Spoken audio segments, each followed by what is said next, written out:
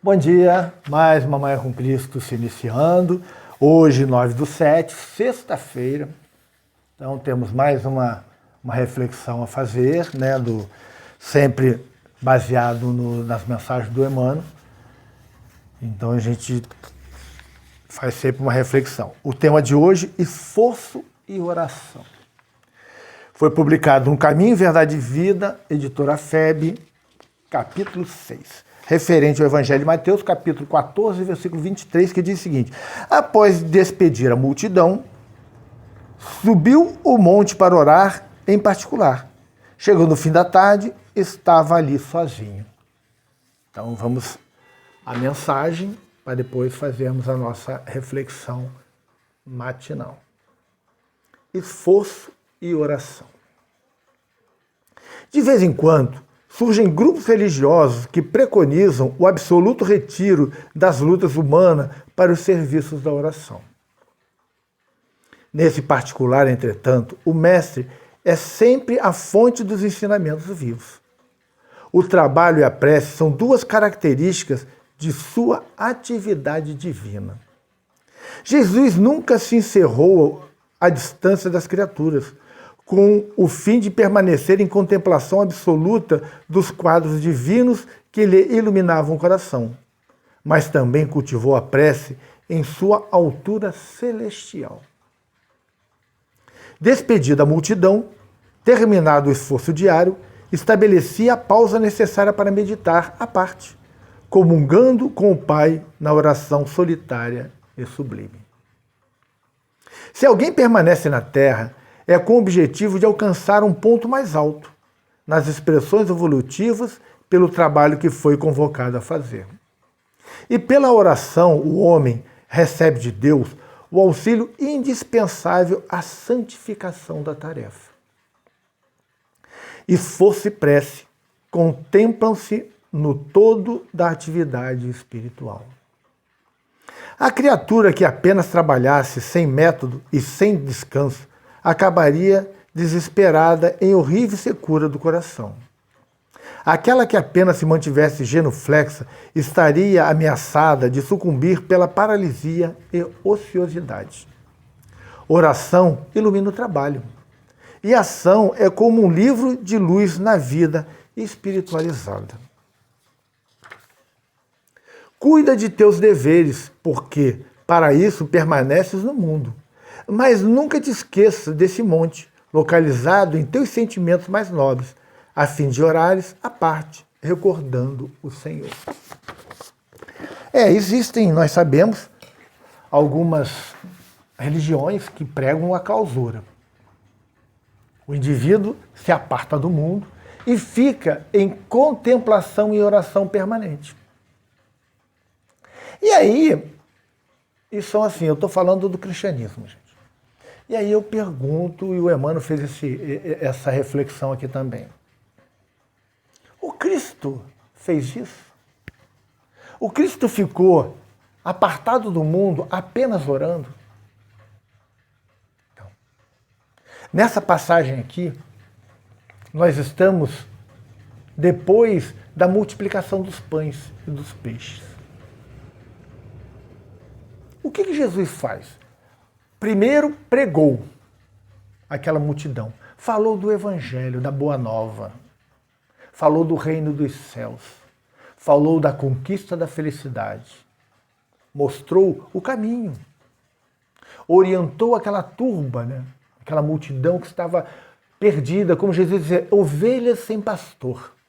Jesus se coloca como pastor e as orienta. Dispensas? Não. Recolhe os 5 pães e 2 peixes. Abençoa aquele pão e aquele peixe e multiplica-o. Passa aos discípulos que distribuem para a multidão que sentou-se à relva. Todos saciaram a fome física, porque já haviam saciado antes a fome espiritual, porque o Cristo tinha falado de Deus, falado da espiritualização, falado do reino dos céus. após dispensar a turba, alimentada espiritualmente e fisicamente, ele sobe ao monte, eleva os seus pensamentos e medita e ora ao Pai. Entre em comunhão com Deus. Olha só a estrutura do ensinamento. Primeiro, alimento espiritual, alimento físico. Nisso nós encontramos o trabalho do Cristo. Ele estava trabalhando. Ele não estava em repouso. Após tudo isso, alguns diriam, vou descansar um pouco. Não. O Cristo alimentou-os e dispensou. Já receberam o benefício.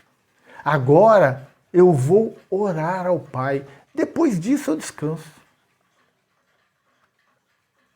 No nosso dia a dia, gente, nós começamos as nossas manhãs, agora, com a oportunidade, fazemos o nosso manhã com Cristo. Fazemos uma reflexão, oramos e começamos o nosso trabalho do dia a dia. Trabalho profissional, mas nunca esquecendo do contato com o semelhante, ajudando dentro do que for possível, sendo cristão com eles.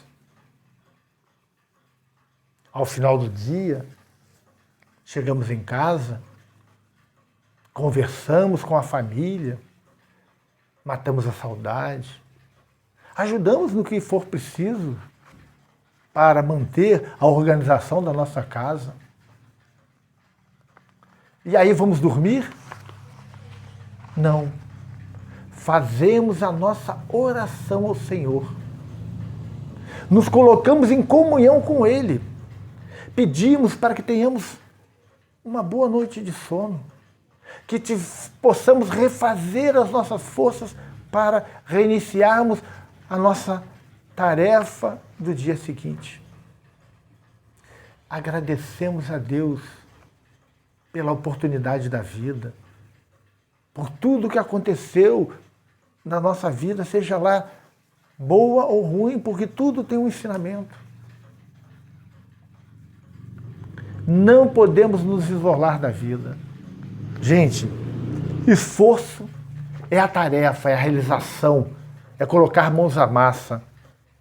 Oração é levar a mente às esferas superiores da vida, fazer contato direto com Deus. Duas coisas fundamentais em nossas vidas. Não podemos viver na ociosidade. O trabalho é fundamental. Existe a lei de trabalho, uma lei divina. Então todos nós precisamos e devemos trabalhar. E entrar em contato com Deus. Nós aqui, ao final da nossa reflexão, sempre fazemos o nosso Pai Nosso, que é a oração ad hominem, a Deus. Aquela oração que Deus, que Jesus nos orientou, uma estrutura de oração que é perfeita. Podemos até mudar as palavras se quisermos, mas a estrutura precisamos manter. Esse intercâmbio é fabuloso. Ele faz com que nós nos encontremos com Deus em mente, em espírito, e aí sejamos inspirados, recebamos as energias necessárias ao nosso refazimento, a termos coragem, força, a darmos prosseguimento às nossas vidas.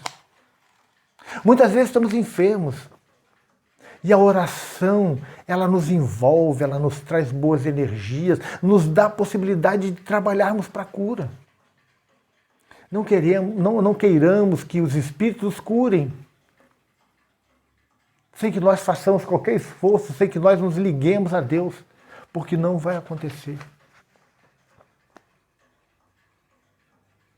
É uma tarefa diária,